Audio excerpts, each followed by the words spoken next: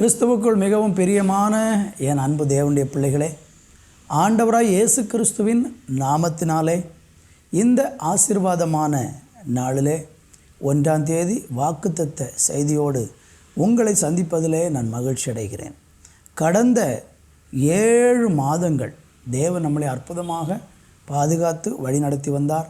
உங்களுக்கும் உங்கள் குடும்பத்திற்கும் தேவ சமாதானம் எப்பொழுதும் உங்கள் குடும்பத்தை ஆளுவதாக என்று சொல்லி நான் வாழ்த்துகிறேன். யோபுவின் புஸ்தகம் அதனுடைய 5ஆம் அதிகாரம் 18வது வசனத்தை நான் வாசிக்கிறேன். அவர் காயப்படுத்தி காயம் கட்டுகிறார், அவர் அடிக்கிறார், அவருடைய கை ஆற்றுகிறது. அருமையான தேவனுடைய பிள்ளைகளை, வாசித்த இந்த வேத வசனத்திலே ஆண்டவருடைய கரம், ஆண்டவர் நமக்கு எப்படியாக அவருடைய கரம் நம்மை ஆற்றுகிறது அல்லது காயம் கட்டுகிறது என்கிறதை குறித்து இந்த வார்த்தை நமக்கு சொல்கிறது. அநேக நேரங்களில் இந்த உலகத்தில் பல சூழ்நிலைகளில் நம்ம காயப்படக்கூடிய பல சந்தர்ப்பங்கள் நமக்கு உண்டாகிறது. பல சூழ்நிலையிலே மனிதர்கள் மிகவும் அதிகமாக காயப்படுகிறதை பார்க்கிறோம். 2 விதமான காயங்கள் மனிதனுக்கு ஏற்பட வாய்ப்புகள் இருக்கிறது. ஒன்று, சரீரத்தில் உண்டாகிற காயம், ஒரு விபத்தினாலேயோ அல்லது ஏதோ ஒரு தவறுதலான செய்கையின் மூலமாக சரீரங்களிலே காயம் ஏற்படுகிறதை பார்க்கிறோம். நீங்கள் வேத புஸ்தகத்திலே நீதிமொழிகளின் புஸ்தகத்தில் 23ஆம் அதிகாரம் 29வது வசனத்தை வாசித்து பார்த்தால், ஒரு மனுஷன் மதுபானம் பண்ணி அந்த மதுபான பாவத்தின் நிமித்தம் அவன் தள்ளாடி கீழே விழுந்து காரணமில்லாத காயங்கள் அவனுக்கு உண்டாகிறது என்று பார்க்கிறோம். மதுபானம் என்கிற பாவம் இன்றைக்கு உலகத்தில் ஏராளம் மனிதர்களை பிடித்திருக்கிறது. இந்த மதுபானத்திற்கு அடிமையாகிறவர்கள் பல விதத்தில் சரீரங்களிலே காயப்படுகிறதை பார்க்கிறோம். இப்படியாக சரீரப்பிரகாரமான காயம் மனிதர்களுக்கு ஏற்படுகிறது. அதை மருத்துவத்தினாலே ஆற்றி குணமாக்குவதற்கு எத்தனையோ விதமான வளர்ச்சிகள் தேசத்தில் இன்றைக்கு உண்டாயிருக்கிறது. ஆனால் இன்னொரு காயம் இருக்கிறது, இருதயத்தில் உண்டாகக்கூடிய காயங்கள். 147ஆம் சங்கீதத்தை 3வது வசனத்தை படித்து பார்த்தீங்கன்னா, இருதயம் நொறுங்குண்டவர்கள் என்று வேதத்தில் நம்ம படிக்க முடிகிறது. அநேக நேரங்களிலே நம்முடைய இருதயமானது பல காரணங்களினாலே நொறுங்கி போகிறதை பார்க்கலாம். சிலருடைய இருதயம் நொறுங்கி போவதற்கு காரணம் சில மனிதர்களுடைய கடினமான வார்த்தைகள். அங்கே சொல்லப்பட்டிருக்கிறது, இருதயம் நொறுங்குண்டவர்களை குணமாக்குகிறார், அவர்களுடைய காயங்களை கட்டுகிறார் என்று நம்ம இங்கே பார்க்கிறோம். என்னை கவனிக்கிற அருமையானவர்களே, இருதயம் நொறுங்கி போகிற சந்தர்ப்பங்கள், அதற்கு பல காரணம். சில மனிதர்கள் ஏமாற்றும் போது நம்முடைய இருதயம் நொறுங்கி போகிறது. சிலர் நமக்கு விரோதமாக தூஷணமாக பேசும்போது நம்முடைய இருதயம் உடைந்து போகிறது. நம்பினவர்கள் நமக்கு நம்பிக்கை துரோகம் இழைக்கும் பொழுது அதை தாங்க முடியாமல் இருதயம் நொறுங்குகிறது. சில மனிதர்கள் கடினமாக நடத்துவார்கள்.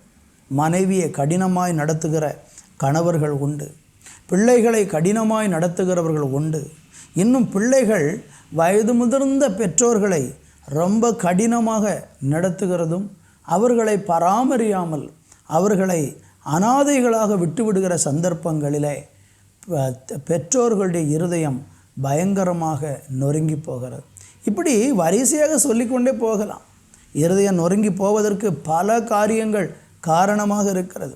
இன்றைக்கு இந்த வார்த்தையை கேட்கிற நீங்கள் ஏதோ ஒரு காரணத்தின் நிமித்தம் உங்களுடைய இருதயம் நொறுங்கி போய் அந்த இருதயத்தின் காயத்தை ஆற்ற முடியாமல் இன்றைக்கு இருதயத்தில் காயங்களோடு கூட நீங்கள் சுமந்து அலைவீர்கள் என்றால் அல்லது காயங்களோடு கூட நீங்கள் வாழ்ந்து கொண்டிருப்பீர்கள் என்றால், இன்றைக்கி ஆண்டவர் உங்களுக்கு அழகான ஒரு வார்த்தை சொல்லுகிறார். உங்களுடைய காயங்களை கட்டுவார், அவருடைய கை உங்களை ஆற்றும். இருதய நொறுங்குண்டவர்களுக்கு ஆண்டவர் சமீபமாக இருக்கிறார் என்று வேதம் சொல்லுகிறது. மனுஷனுடைய இருதயத்தில் ஏற்பட்டிருக்கிற இந்த காயம் அந்த மனிதனை பல விதத்தில் வியாதிக்கு உட்படுத்துகிறது. பல மனிதர்கள் இருதயத்தில் காயமடையும் பொழுது அதை நினைத்து கலங்கி கலங்கி அழுது புலம்பி, ஐயோ எனக்கு காயம் ஏற்பட்டு விட்டது என்று சொல்லி அந்த துக்கத்தை தாங்க முடியாமல் புலம்பிக் கொண்டு பல வழிகளை தேடுகிறார்கள். இருதயத்தின் காயங்களை ஆற்றுவதற்கு இந்த உலகத்தில் ஒரே ஒரு இடம்தான் இருக்கிறது, அது ஆண்டவருடைய சமூகம். ஆண்டவருடைய சமூகத்தில் ஒரு மனிதன் வந்து தன்னுடைய இருதய காயங்களை அவரிடத்தில் காண்பித்தால் அவர் நிச்சயமாக அந்த மனுஷனுடைய இருதய காயங்களை குணமாக்கி அவனை ஆசீர்வதிக்க முடியும். ஏசாயா தீர்க்க தரிசன புஸ்தகத்தில் 61ஆம் அதிகாரம் 1வது வசனத்தை நீங்கள் வாசித்து பாருங்கள். ஆண்டவராகி இயேசு கிறிஸ்து இந்த பூமிக்கு வந்ததனுடைய நோக்கத்தை வேதம் அங்கே சொல்லுகிறது.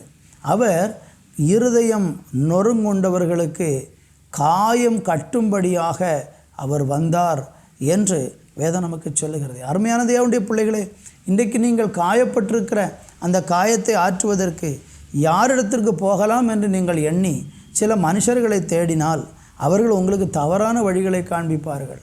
உங்களுக்கு உடைந்து போன இருதயம் ஆற்றப்படணும், தேற்றப்படணும்னா நீங்கள் மனுஷர்களிடத்தில் போய் ஆலோசனை கேட்டிங்கன்னா அவங்க உங்களை தேவையில்லாத இடங்களுக்கு கொண்டு போய் உங்கள் காயம் இன்னும் அதிகமாகும்படிக்கு செய்து விடுவார்கள். ஆனால் நீங்கள் வர வேண்டிய ஒரே ஒரு இடம் ஆண்டவருடைய சமூகம். கர்த்தர் ஒருவரால் மாத்திரம்தான் நம்முடைய இருதயத்தின் காயங்களை ஆண்டவர் ஆற்ற முடியும். நீங்கள் எரேமியா தீர்க்க தரிசன புஸ்தகத்தில் 6ஆம் அதிகாரம் 14வது வசனத்தையும் 8ஆம் அதிகாரம் 11வது வசனத்தையும் வாசித்து பாருங்கள். அங்கே சொல்லப்பட்டிருக்கிற வார்த்தை என்ன? என் ஜனத்தின் காயங்களை அவர்கள் மேற்பூச்சாக குணமாக்குற. மனிதர்களிடத்தில் போனால் நம்முடைய இருதயத்தின் காயங்களை மேற்பூச்சாக மாத்திரம்தான் பூசி அப்படி செய்ய முடியும். ஆனால் உள்ளத்துக்குள்ளே ஆழத்தில் நம்முடைய காயங்கள் ஆற்றப்படாமல் இருக்கும். மனிதர்கள் அப்படித்தான்.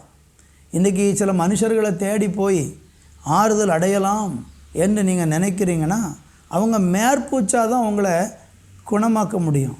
மேற்பூச்சி பூசி விடுவாங்க.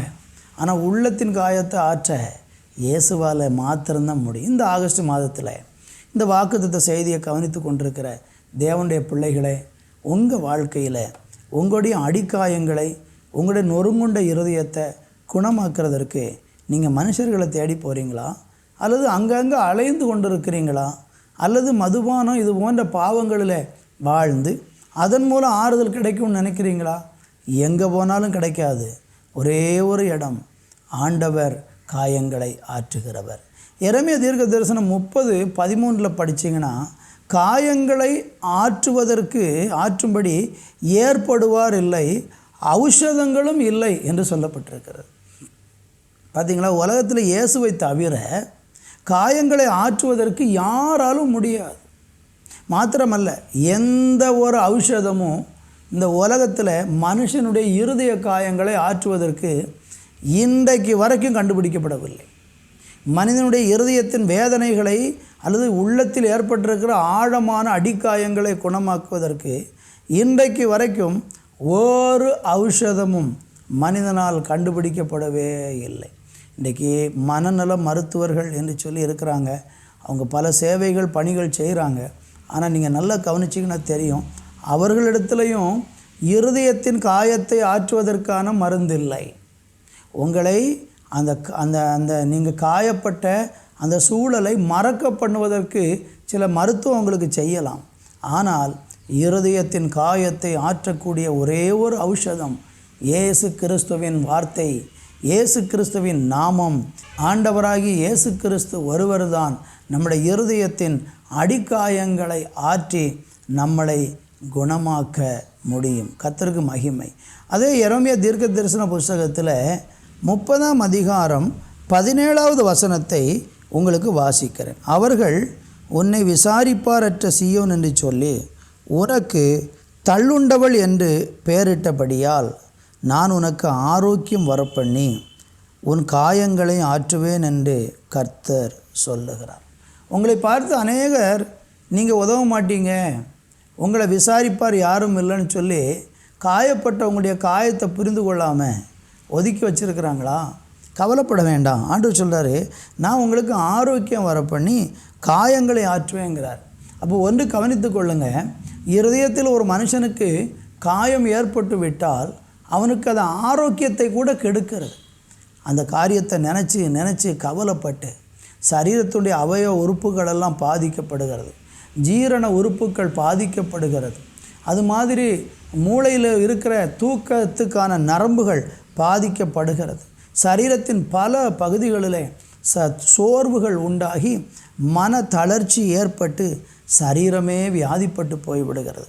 என்னை கவனிக்கிற அருமையான தேவனுடைய பிள்ளைகளே, இந்த அருமையான நாளிலையும் கூட ஆண்டவர் சொல்லுகிறார், நான் உங்களை காயத்தையும் கட்டி உங்களுக்கு ஆரோக்கியத்தையும் வரப்பண்ணுவேன் என்று சொல்கிறார். இப்போ நீங்கள் கேட்கலாம், அப்படின்னா இந்த காயம் ஆற்றுவதற்கு நான் என்னையா செய்யணும் என்று நீங்கள் பார்த்தீங்கன்னா, ஓசியா தீர்க்க தரிசன புஸ்தகத்தில் 6ஆம் அதிகாரத்தில் 1வது வசனம் நமக்கு இப்படியாக சொல்லுகிறது, கர்த்தரிடத்தில் திரும்புவோம் வாருங்கள், அவர் நம்மை பீறினார், அவரே நம்மை குணமாக்குவார், நம்மை அடித்தார், அவரே நம்முடைய காயங்களை கட்டுவார். அன்பு தேவ பிள்ளைகளே, ஒரு மனுஷன் இந்த இருதய காயத்திலிருந்து ஆறுதல் பெற்று ஆரோக்கியமடைந்து ஆசீர்வதிக்கப்பட வேண்டும் என்றால் அவன் கர்த்தரிடத்திற்கு திரும்ப வேண்டும். நீங்கள் பாவத்தில் வாழ்ந்து கொண்டிருக்கிறீங்களா? பாவ வழியை விட்டு கர்த்தரிடத்துக்கு திரும்புங்க. அப்படி தேவனிடத்துக்கு நீங்கள் திரும்பினால் அவர் உங்களுக்கு கட்டாயம் ஆரோக்கியத்தை வர பண்ணி அவர் உங்களுடைய காயங்களை ஆற்றுவார். கர்த்தரிடத்திற்கு திரும்பாத பட்சம் ஒரு நாளும் நம்முடைய காயங்கள் ஆற்றப்படவே செய்யாது. நீங்கள் காயங்கட்டும்படியாக ஆட்களை தேடினாலும் ஆட்கள் இல்லை, ஔஷதம் தேடினாலும் ஔஷதமும் இல்லை. காயங்கட்டுவதற்கு ஒரே ஒரு இடம், கர்த்தரிடத்திற்கு திரும்ப வேண்டும், தேவன் அண்டைக்கு திரும்ப வேண்டும். அப்பொழுது நம்முடைய காயங்களை இயேசு கிறிஸ்து குணமாக்குவார். லூக்கா சுவிசேஷம் 10ஆம் அதிகாரம் 34வது வசனத்தை நீங்கள் வாசித்து பாருங்கள். அங்கே வாசிக்கும்போது ஒரு மனுஷன் எருசலேமிலிருந்து எரிகோவுக்கு போனான், கள்ளர்களுடைய கையில் அகப்பட்டான். அந்த கள்ளன் என்ன செய்கிறான் என்றால் அவங்களை அடித்து காயப்படுத்தி குற்றுயிராக விட்டு போய்விடுகிறான். என்னை கவனிக்கிற அருமையானவர்களே, இங்கே ஒரு மனுஷன் யாரால் காயப்படுகிறான்? கள்ளர்களாலே காயப்படுகிறான். நீங்கள் வேத புஸ்தகத்தில் யோவான் 10ஆம் அதிகாரம் 10வது வசனத்தை படித்து பாருங்கள். பிசாசு கொல்லவும் அழிக்கவும் வருகிறானே அன்றி வேற ஒன்றுக்கும் வரான். பிசாசு இன்றைக்கு மனுஷர்களை காயப்படுத்துகிறான். பல விதத்தில் இன்றைக்கு மனிதர்கள் சாத்தானாலே காயப்படுகிறார்கள். காரணம் என்ன? மனிதன் தேவனை தேடுவதை விட்டுவிட்டு பாவத்திற்கு பின்னாலே போகும்போது அந்த பாவத்தின் விளைவு அவனை பிசாசின் கிரியைகளுக்கு உட்படுத்துகிறது. எந்த ஒரு பாவம் ஒரு மனுஷன் செய்தாலும் அந்த பாவத்துக்கு பின்னால் பிசாசு இருந்து செயல்படுகிறான். அவனை பாவம் செய்ய வைத்து கடைசியில் அந்த பாவத்தினால் அவனை காயப்படுத்தி விடுகிறான். மதுபானத்தை பாருங்கள், அந்த பாவம் செய்கிறவன் குடிச்சிட்டு கீழே விழுந்து காயப்படுகிறான். இன்னும் ஒவ்வொரு பாவமும் மனுஷனுடைய வாழ்க்கையை ரொம்ப ஆழமாக காயப்படுத்தும். அதனால் இந்த நாட்களில் பாவத்தின் நிமித்தம் உண்டாகிற அந்த பிசாசின் காயங்களை கூட இயேசு கிறிஸ்து குணமாக்க முடியும். இன்றைக்கி உங்கள் வாழ்க்கையில் ஏதோ ஒரு விதத்தில் உள்ளத்தில் காயத்தை சுமந்து கொண்டு ஆற்றி பார்க்கிறீர்கள், ஆற்றவே முடியவில்லை என்று இருக்கிறீங்களா? இன்றைக்கி தேவனண்டைக்கு வாங்க, தேவனை ஏற்றுக்கொள்ளுங்கள். இந்த ஆகஸ்ட் மாதம் 1ஆம் தேதி இந்த வாக்குத்தத்த செய்தியை கேட்கும்போதே ஒரு நல்ல தீர்மானம் எடுங்க. நான் இயேசுவை பின்பற்ற போகிறேன், இயேசு என்னுடைய காயங்களை குணமாக்குவார் என்று அவரை நம்புகிறேன் என்று விசுவாசத்தோடு அவரை தேடி பாருங்கள். கர்த்தர் நிச்சயமாக உங்களுடைய காயத்தை ஆற்றி இந்த மாதத்தை உங்களுக்கு ஆசீர்வாதத்தின் மாதமாய் மாற்றி ஆசீர்வதிப்பார். நல்ல பிதாவே, உமக்கு நன்றி. நீர் எங்களுடைய காயங்களையெல்லாம் ஆற்றி எங்களை குணமாக்க நீர் வல்லவராயிருக்கிறதற்காக நன்றி. எந்தெந்த பிள்ளைகளெல்லாம் மனதிலே ஆழமான காயங்களோடு இருக்கிறாங்களோ அந்த காயங்களிலிருந்து இன்றைக்கு ஒரு ஆறுதல் அவர்களுக்கு உண்டாகும்படி கர்த்தர் அவருடைய காயங்கட்டி அவர்களை தேற்றி பலப்படுத்தி ஆசீர்வதிக்கும்படி ஜெபிக்கிறேன். இந்த மாதம் ஒவ்வொருவருக்கும் ஆசீர்வாதத்தின் மாதமாயிருக்க கிருபை செய்யும். பெரிய காரியங்களை செய்யும். இயேசுவின் நாமத்தில் பிதாவே, ஆமென், ஆமென்.